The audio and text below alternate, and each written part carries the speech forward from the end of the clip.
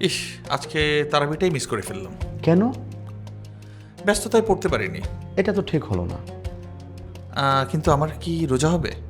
হ্যাঁ, রোজা হয়ে যাবে। রমজান মাসের গুরুত্বপূর্ণ একটি ইবাদত হচ্ছে তারাবির নামাজ পড়া, এবং তারাবির নামাজ হচ্ছে সুন্নতে মুআক্কাদা।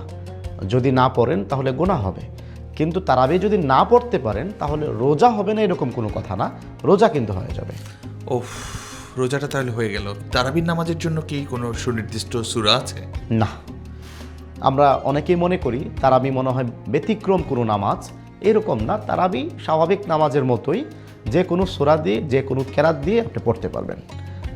তারাবির নামাজ কি জামাতের সঙ্গেই পড়তে হয়? জামাতের সঙ্গেই পড়তে হয় এরকম বিষয় না। তারাবির নামাজ জামাতের সঙ্গেও পড়া যায়, একা একাও পড়া যায়।